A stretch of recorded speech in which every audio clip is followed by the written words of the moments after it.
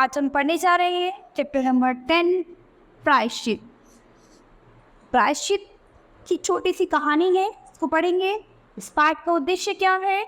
अंधविश्वासों पर कटाक्ष, जन चेतना जगाने का प्रयास करना। यानी अंधविश्वासों पर किस तरह से कटाक्ष पाया जाता है और लोगों के अंदर चेतना जगाने का प्रयास इस पाठ में किया जाएगा। पाठ प्रवेश। बिल्ली की हत्या पर कुंभी पाक नरक का भय दिखाकर मोहने ढाले लोगों को दान धर्म के नाम पर लूटने वाले पंडित परम सुख हाथ मलते रह जाते हैं। तब बिल्ली उठकर भाग जाती है। प्रायश्चित कहानी के माध्यम से कहानीकार यह समझाने का सफल प्रयास करता है कि अंधविश्वासों की गिरफ्त में फंसे लोग भी पंडित परम सुख जैसे लोभी और ढोंगी पंडितों के शिकार होते हैं। यानी जब कुछ लोग, जब अंधविश्वास की पट्टी उनकी आंखों पर पड़ी रहती है, तो इस तरह से लोग पंडित परम सुख जैसे लोभी और ढोंगी पंडितों के शिकार हो सकते हैं।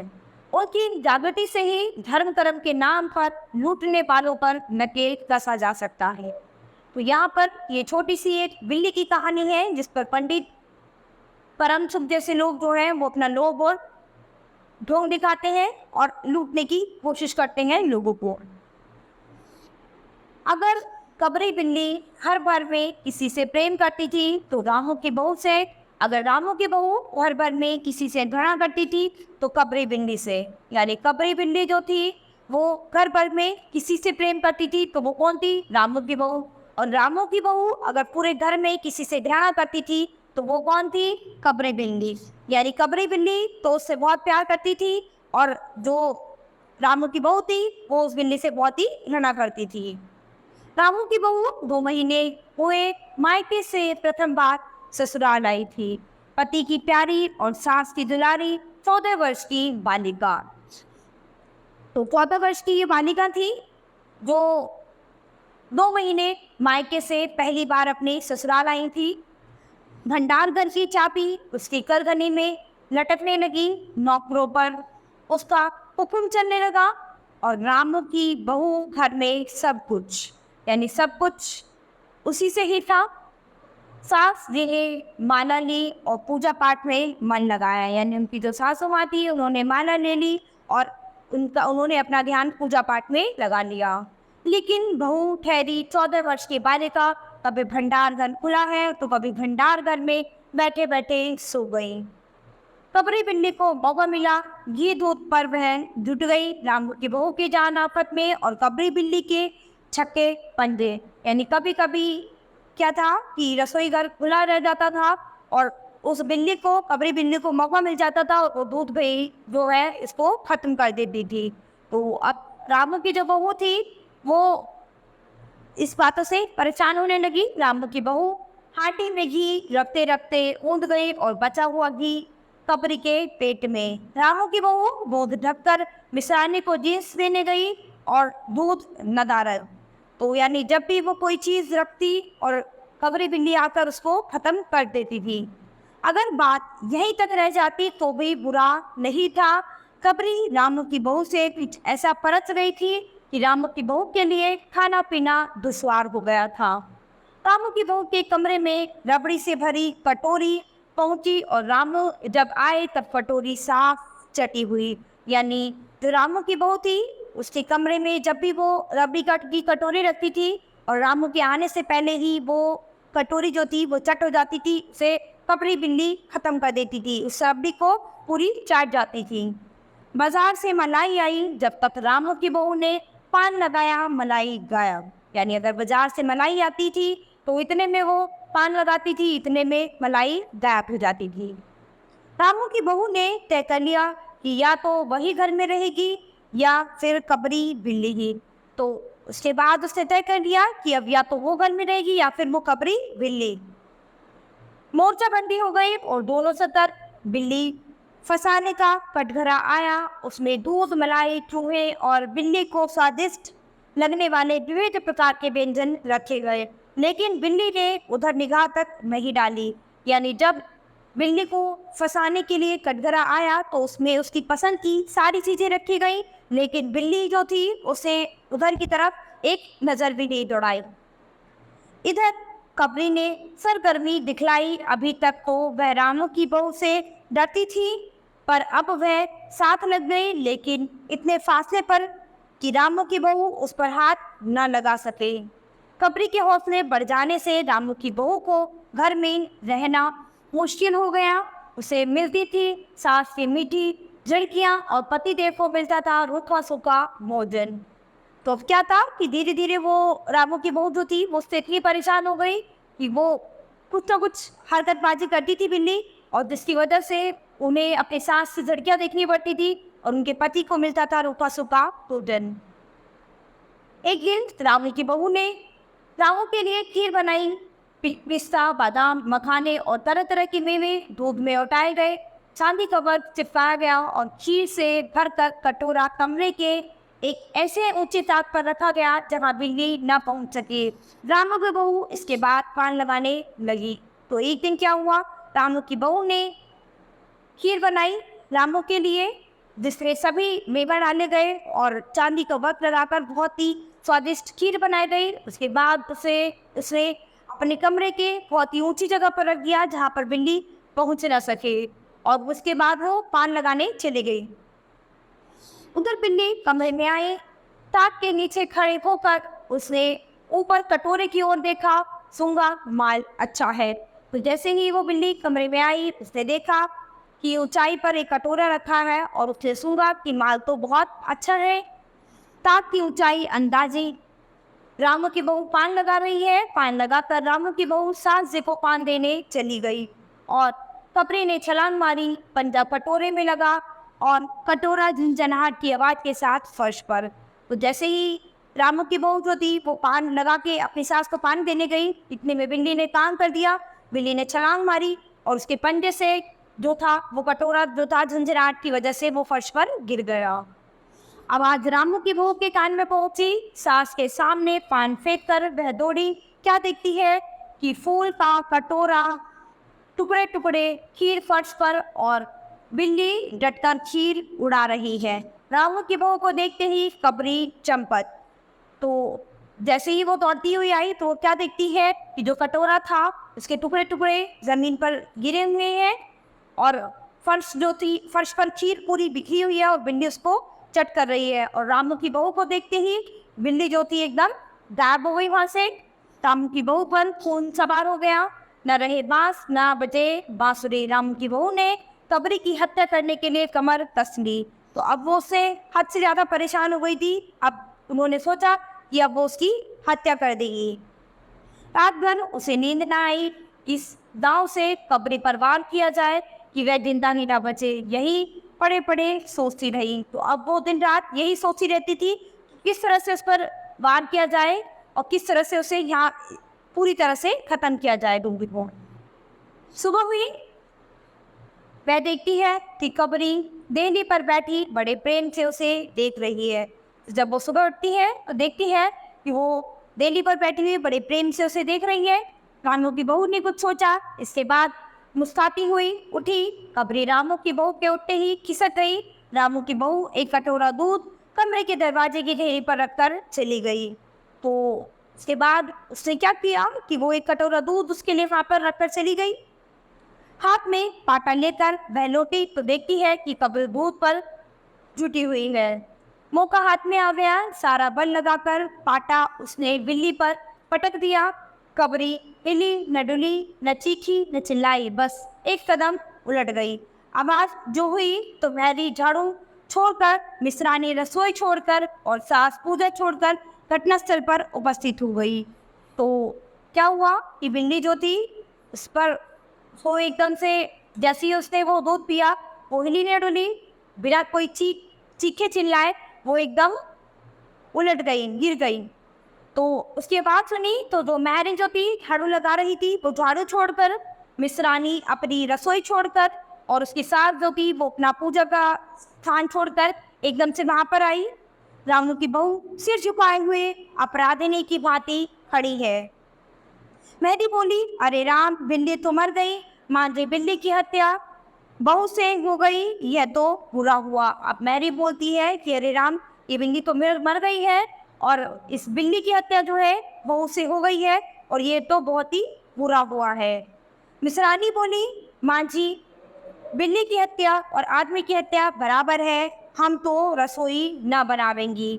तो अब वो कहती हैं कि बिल्ली की हत्या और आदमी की हत्या एक ही बराबर है और अब वो रसोई नहीं बनाएंगी जब तक कि बहू के सिर हत्या रहेगी। सास जी बोली, हाँ ठीक तो कहती हो, अब जब तक बहू के सिर से हत्या न उतर जाए तब तक न कोई पानी पी सकता है और न कोई खाना खा सकता है। बहू, यह क्या कर डाला? अब अपनी बहू से कहती है कि ये तुमने क्या कर दिया। अब कोई भी, जब तक तुम्हारे सिर से ये हत्या नहीं उतरती, कोई भी ना तो कोई खाना खाएगा और ना ही पानी पिएगा। मैरी ने कहा, फिर क्या हो? कहो तो पंडित जी को बुलाया जाए। सास की जान में जान आई। अरे हाँ, जल्दी से दौड़ के पंडित जी को बुला ला। अब उन्होंने सोचा कि पंडित को बुलाया जाए, तो उनकी जो सास थी उनकी जान में जान आई और उन्होंने कहा, जाओ जल्दी दौड़ कर पंडित जी को बुला कर ले आओ। बिल्ली की हत्या की खबर बिजली की तरह पड़ोस में फैल गई। पड़ोस की औरतों को रामू के घर में तांता बंध गया। चारों तरफ से प्रश्नों की बौछार और रामू की बहू सिर झुकाए बैठी थी। तो क्या था कि पूरे मोहल्ले में ये खबर फैल गई और सब लोग उसके घर में रामू की बहू से नफरत करने लगे और वो एक अपराधी की तरह सर झुकाए हुए बैठी थी। पंडित परम सुख को जब यह खबर मिली, उस समय वे पूजा कर रहे थे। खबर पाते ही वे उठे, पंडिताइन से मुस्कुराते हुए बोले, मुझे न बनाना, लाला घासीराम की पतोहू ने बिल्ली मार डाली है, प्रायश्चित होगा, पकवानों पर हाथ लगेगा। अब जब पंडित परम सुख को ये खबर मिली तो वो पूजा कर रहे थे और उसके बाद ये खबर पाते ही उन्होंने पंडिताइन से मुस्कुराकर बोला कि खाना मत बनाना, लाला घासीराम की पतोहू यानी पौध बहू ने बिल्ली मार डाली है, तो प्रायश्चित होगा और पकवानों पर हाथ लगेगा। पंडित परम सुख चौबे छोटे से आदमी थे, लंबाई 4 फुट 10 इंच और तोंद का घेरा 58 इंच। चेहरा गोल मटोल, मूछें बड़ी बड़ी, रंग गोरा, छोटी कमर तक पहुंचती हुई। कहा जाता है कि मथुरा में जब पंसेरी खुराक वाले पंडितों को ढूंढा जाता है तो पंडित परम सुख को उस लिस्ट में सबसे पहला स्थान दिया जाता था। पंडित परम सुख पहुंचे और कोरम पूरा हुआ। पंचायत बैठी। सास जी, मिसरानी, किस्को की माँ, छन्नू की दादी और पंडित परम सुख, बाकी स्त्रियां बहुत से सहानुभूति प्रकट कर रही थी। किस्को की माँ ने कहा, पंडित जी, बिल्ली की हत्या करने से कौन सा नरक मिलता है? अब किस्को की माँ पूछती है पंडित जी से, यदि बिल्ली की हत्या हो जाती है तो उसे किस तरह का कोई नरक मिलता है? पंडित परम सुख जी ने पन्ने देखते हुए कहा, बिल्ली की हत्या अकेले से तो नरक का काम नहीं बतलाया जा सकता। वह मुहूर्त भी मालूम हो जब बिल्ली की हत्या हुई तब नरक का पता लगाया जा सकता है। यही कोई 7 बजे सुबह मिसरानी ने कहा कि 7 बजे के आसपास उसकी हत्या हुई थी। पंडित परम सुख ने पते के पन्ने उल्टे, अक्षरों पर उंगलियां चलाई, माथे पर हाथ लगाया, कुछ सोचा। चेहरे पर धुंधलापन आया, माथे पर बल पड़े, ना कुछ सिकड़ी और सर बहुत ही गंभीर सा हो गया था। हरे कृष्ण, बड़ा बुरा हुआ। तो उन्होंने क्या किया, इतना सोच समझ के इसके बाद उन्होंने बड़े घबराहट से कहा, हरे कृष्ण, बहुत ही बुरा हो गया। प्रातःकाल ब्रह्म मुहूर्त में बिल्ली की हत्या घोर कुंभिपाक नरक का विधान है। रामू की माँ, यह तो बहुत ही बुरा हुआ। रामू की माँ की आंखों में आंसू आ गए।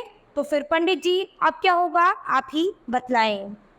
पंडित परम सुख मुस्कुराए। रामू की माँ, चिंता की कौन सी बात है, हम पुरोहित फिर कौन दिन के लिए है? अब उन्होंने मुस्कुराते हुए कहा कि रामू की माँ से कि चिंता करने की कोई बात नहीं है, हम पुरोहित किस लिए हैं फिर? शास्त्रों में प्रायश्चित का विधान है, तो प्रायश्चित से सब ठीक हो जाएगा। रामू की माँ ने कहा, पंडित जी, इसलिए तो आपको बुलवाया है, अब आगे बताओ कि क्या किया जाए। यही एक सोने की बिल्ली बनवा कर बहू से दान करवा दी जाए। तो अब उन्होंने प्रायश्चित के लिए क्या बताया कि अब इसका एक ही प्रायश्चित है कि एक सोने की बिल्ली बनवा कर अपनी बहू से दान करवाइए। जब तक बिल्ली न दे दी जाएगी तब तक तो घर अपवित्र रहेगा। बिल्ली दान देने के बाद 21 दिन का पाठ हो जाएगा। तो अब उन्होंने बताया कि पहले आप अपनी बहू से सोने की बिल्ली दान करवाइए और उसके बाद अपने घर में 21 दिन का पाठ करवाइए, जिससे आपका घर जो है पवित्र हो जाएगा। छन्नू की दादी, हाँ और क्या पंडित जी ठीक ही तो कहते हैं, बिल्ली अभी दान दे दी जाए और पाठ फिर हो जाए। तो उसकी पर जो छन्नू की माँ जो है वो अपनी सहमति प्रकट करती है कि हाँ ठीक ही कह रहे हैं पंडित जी। रामू की माँ ने कहा, तो पंडित जी कितने तोले की बिल्ली बनवाई जाए? अब वो पूछती हैं कि अब बिल्ली कितने तोले में बनवाई जाए? पंडित परम सुख मुस्कुराए, अपने तोंद पर हाथ फेरते हुए उन्होंने कहा, बिल्ली कितने तोले की बनवाई जाए? अरे रामू की माँ, शास्त्रों में तो लिखा है कि बिल्ली के वजन के बराबर सोने की बनवाई जाए, लेकिन अब कलयुग आ गया है, धर्म कर्म का नाश हो गया है, श्रद्धा नहीं रही। तो रामू की माँ बिल्ली के तोल भर की बिल्ली के तोल भर की बिल्ली तो क्या बनेगी, क्योंकि बिल्ली 20-21 शेर से कम क्या होगी? हाँ, कम से कम 21 तोले की बिल्ली बनवा के दान करवा दो, और आगे तो अपनी अपनी श्रद्धा है। तो यानी उन्होंने कहा कि अगर बिल्ली के वजन की सोने की बिल्ली बनवाओगे तो वो तो बहुत ही महंगी पड़ेगी, और अब कलयुग में इतना धर्म कर्म लोग कहाँ ही करते हैं। तो आप एक काम करो, कम से कम 21 तोले की बिल्ली बनवा के दान कर दो, और बाकी आपकी श्रद्धा है, आप इससे ज़्यादा की बनवाना चाहो तो। रामू की माँ ने आंखें फाड़ कर पंडित परम सुख को देखा। अरे बाप रे, 21 तोला सोना पंडित जी, ये तो बहुत है, तोले भर की बिल्ली से काम न निकलेगा। अब वो पूछती है कि भाई 21 तोले तो बहुत ज़्यादा है, कि तोले भर की बिल्ली से काम नहीं चलेगा क्या? पंडित परम सुख हंस पड़े। रामू की माँ, 1 तोले सोने की बिल्ली, अरे रुपए का लोभ बहू से बढ़ गया, बहू के सिर बड़ा पाप है, इसमें इतना लोभ ठीक नहीं। अब वो रामू की माँ से कहते हैं कि बहू के सिर जो है बहुत बड़ा पाप लगा है, और आपकी बहू से बढ़कर ये सोना नहीं है, तो आप इतना लोभ मत कीजिए, इतना लोभ करना ठीक नहीं है। मोल-तोल हुआ और मामला 11 तोले की बिल्ली पर तय हो गया। उसके बाद वे आपस में मोल-तोल करते रहे और 11 तोले की बिल्ली पर जो है बात थम गई। ठीक इसके बाद पूजा पाठ की बात आई। पंडित परम सुख ने कहा, उसमें क्या मुश्किल है, हम लोग किस दिन के लिए हैं? नामुशी माँ, मैं पाठ कर दिया करूँगा, पूजा की सामग्री आप हमारे घर भिजवा देना। तो क्या था, 21 दिन की पूजा के लिए उन्होंने कहा कि आप टेंशन मत लो, हम किस लिए हैं, हम बस पूजा करने के लिए हैं, और मैं पाठ कर दिया करूँगा, आप पूजा की सामग्री जो है वो मेरे घर भिजवा देना। पूजा का सामान कितना लगेगा? अरे कम से कम सामान में हम पूजा कर देंगे। तो वो कहते हैं कि भाई कोई दिक्कत नहीं है, हम बहुत ही कम से कम सामान में पूजा कर देंगे।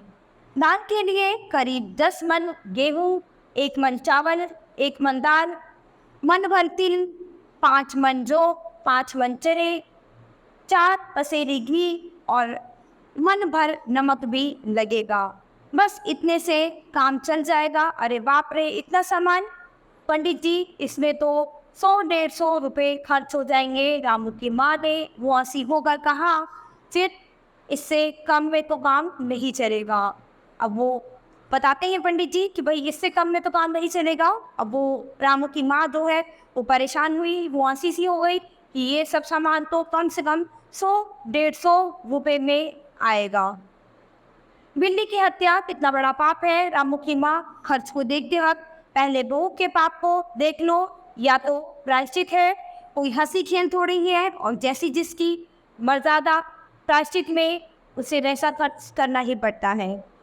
आप लोग कोई ऐसे वैसे थोड़े हैं, अरे 100-150 रुपया आप लोगों के हाथ का मैल है। अब वो पंडित जो है वो उन्हें चढ़ाते हैं कि प्रायश्चित बहू के साथ बहुत ही बड़ा पाप लगा है, तो ये तो प्रायश्चित है और प्रायश्चित तो करना ही पड़ेगा, उसमें रुपए पैसे खर्च होने का क्या ही मुँह देखना।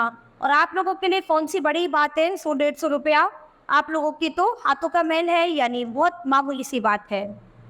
पंडित परम सुख की बात से पंच प्रभावित करते हुए कृष्ण की माँ ने कहा, पंडित जी ठीक तो कहते हैं, बिल्ली की हत्या कोई ऐसा वैसा पाप तो नहीं, बड़े पाप के लिए बड़ा खर्च भी चाहिए। अब जो किस्सों की माँ थी वो पंडित जी से सहमत होते हुए कहती है कि पंडित जी ठीक कह रहे हैं, बिल्ली का पाप कोई ऐसा वैसा पाप नहीं है, बहुत ही बड़ा पाप है और उसके लिए खर्च भी बड़ा ही होगा। चलो की दादी ने कहा, और नहीं तो क्या, दान पुण्य से ही पाप कटते हैं, दान पुण्य में किफायत ठीक नहीं। मिस्रानी ने कहा, और फिर माँ जी आप लोग बड़े आदमी ठहरे, इतना खर्च कौन आप लोगों को अक्सेगा। तो उसके बाद बहुत सारे लोगों ने कहा कि ठीक है, ये तो आपको करना ही पड़ेगा, और ये तो आप लोगों के लिए बहुत छोटी बात है, आप लोग बड़े लोग हो, आपके लिए ये छोटी मोटी बात है। रामू की माँ ने अपने चारों ओर देखा, सभी पंच पंडित जी के साथ पंडित परम सुख मुस्कुरा रहे थे। उन्होंने कहा, रामू की माँ, एक तरफ तो बहू के लिए तुम्हें पाप नरक है और दूसरी तरफ तुम्हारे जिम्मे थोड़ा सा खर्च है, सो उसमें मुंह न मोड़ो। अब जो पंडित जी हैं वो उनसे कहते हैं कि रामू की माँ, एक तरफ तो तुम्हारी बहू के लिए नरक है और दूसरी तरफ तुम्हारे सिर थोड़ा सा खर्च है, अब तुम देख लो और इससे मुंह ना मोड़ो। एक ठंडी सांस लेते हुए रामू की माँ ने कहा, अब तो जो नाच नचाओगे नाचना ही पड़ेगा, यानी अब तो जैसा तुम बताओगे वैसा हमें करना ही पड़ेगा। पंडित परम सुख कुछ बिगड़ कर बोले, रामू की माँ, यह तो खुशी की बात है, अब तुम्हें क्या करता है तो न करो, मैं चला। तो अब वो थोड़ी एक्टिंग दिखाते हैं, ड्रामा करते हैं कि ये तो बहुत खुशी की बात है कि मैं आपके लिए ये सब कर रहा हूँ, और अगर आपको ये सब खर्चा आखिर रहा है तो ठीक है, मत करो, मैं यहाँ से जा रहा हूँ। इतना कहकर पंडित जी ने पोथी पतरा पटोरा। अरे पंडित जी, रामू की माँ को कुछ नहीं करता, बेचारे का कितना दुख है, हिगरो मत। मिस्रानी, छन्नू की दादी और किस्नू की माँ ने एक स्वर में कहा। रामू की माँ ने पंडित जी के पैर पकड़े और पंडित जी ने अब जमकर आसन जमाया। और क्या हो, 21 दिन के पाठ के 21 रुपए और 21 दिन तक दोनों वक्त 5-5 ब्राह्मणों को भोजन करवाना पड़ेगा। कुछ रुक कर पंडित जी ने कहा, सो इसकी चिंता न करो, अकेले दोनों समय भोजन कर लूँगा और मेरे अकेले भोजन करने से 5 ब्राह्मणों के भोजन का फल मिल जाएगा। अब उन्होंने एक और नई बात बता दी कि 5-5 ब्राह्मणों को भोजन करवाने की जगह आप मुझे ही भोजन करा देना, मैं सुबह शाम दोनों समय भोजन कर लूँगा और मेरे अकेले के भोजन कराने से ही आपको 5 ब्राह्मणों के भोजन का फल मिल जाएगा। यह तो पंडित जी ठीक कहते हैं, पंडित जी की टोन तो देखो। मिस्रानी ने मुस्कुराते हुए पंडित जी पर व्यंग्य किया। अच्छा, तो फिर प्रायश्चित का प्रबंध कर पाओ। रामू की माँ, 11 तोला सोना निकालो, मैं उसकी बिल्ली बनवा लाऊं, 100 घंटे में बनवा कर लौटूंगा, तब तक सब पूजा का प्रबंध रखो और देखो पूजा के लिए। उसके बाद वो रामू की माँ से कहते हैं, तुम 11 तोला सोने दो और मैं बिल्ली बनवा लाता हूँ, जब तक मैं बिल्ली बनवा कर लौटूंगा तब तक आप अपनी पूजा का प्रबंध रखो और देखो पूजा करता हूँ मैं। फिर उसके बाद पंडित जी की बात भी नहीं हुई थी कि महरे हाँफती हुई कमरे में घुस आई और सब लोग चौंक पड़े। रामू की माँ ने घबरा कर कहा, अरे क्या हुआ रे? तो जब तक पंडित जी की बात खत्म ही नहीं हुई थी कि मैरी हाँफती हुई कमरे में घुस आई और सब लोग चौंक पड़े। तो रामू की माँ ने बड़े घबरा कर कहा, अरे क्या हुआ रे? मैरी ने लड़खड़ाते स्वर में कहा, माँ जी, बिल्ली तो उठकर भाग गई। तो यहाँ तो सारी बात ही खत्म हो गई। मैरी ने बड़े ही लड़खड़ाते स्वर में कहा कि बिल्ली तो उठ गई और जाग गई, यानी बिल्ली मरी ही नहीं थी, बिल्ली जो थी वापस जिंदा हो गई और पंडित जी का सारा ढोंग खत्म हो गया। अब उनका कोई भी प्रायश्चित बचा नहीं, यानी वो प्रायश्चित के नाम पर इतना सब कुछ जो करवा रहे थे अब वो कुछ भी नहीं करना पड़ेगा। तो हमें इस तरह के पंडितों के इस लोभ मोह जाल में नहीं फंसना चाहिए। जिस तरह से हमने इस कहानी में पढ़ा है कि हमें प्रायश्चित के नाम पर ये सब चीज़ें किसी की बातों में नहीं आना चाहिए। तो इस पाठ से बच्चों हमें यही सीख मिलती है कि हमें कभी किसी की बातों में अंधा विश्वास नहीं करना चाहिए। तो आज ये चैप्टर हमारा यही खत्म होता है। अब हम अपनी नई क्लास में मिलेंगे अपने नए चैप्टर के साथ।